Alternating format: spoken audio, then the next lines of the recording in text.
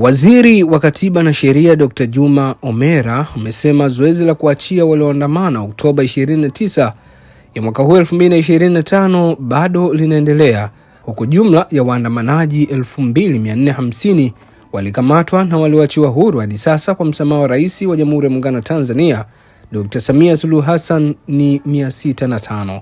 Akizungumza jijini Dodoma, Dr. Omera amesema zoezi la kuachia waandamanaji hao bado linaendelea baada ya kufanyika kwa upekuzi na taratibu mbalimbali za kisheria. Mimi naitwa Mikanda, na hizi ni ripoti zaidi. Nilipenda nizungumzie jambo moja kuhusiana na msamaha ambao Mheshimiwa Rais aliutoa siku ya tarehe 18 kwa wale ambao walishiriki maandamano hapo, au kwa kujua au kwa kutokujua. Lakini kati ya waandamanaji hao walikuwa zaidi ya 2045 waliokamatwa nchi nzima. Lakini katika hao, kutokana na maelekezo ya Mheshimiwa Rais Dr. Samia Suluhu Hassan, watakaoachiwa kwa sasa ni 1736, na walioachiwa mpaka sasa hivi, hao wengine manake ndo wataachiwa kwa mujibu wa taratibu, namna ambavyo utaratibu wa kupekua na kushughulikia namna ambavyo wanatoka wapi, wanatakiwa wafanywe nini.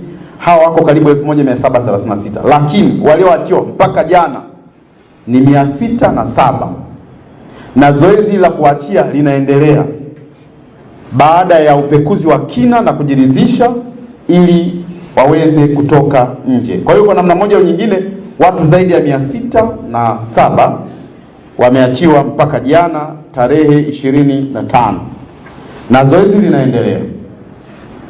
Lakini katika hao 2045 watu 309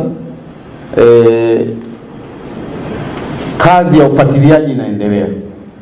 Lakini kwa kweli watakaoachiwa jumla 1736 kati ya 2045, na walioachiwa mpaka tarehe 25 ni watu 607.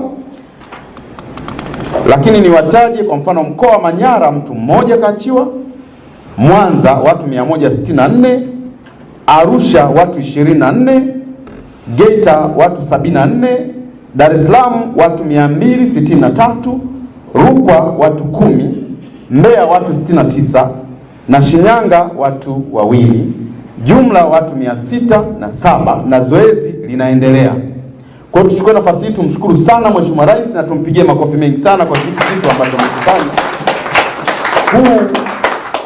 Huu ni upendo tu, kwa sababu yeye kama mzazi, kama mlezi ameamua kuchukua hatua kama hizo.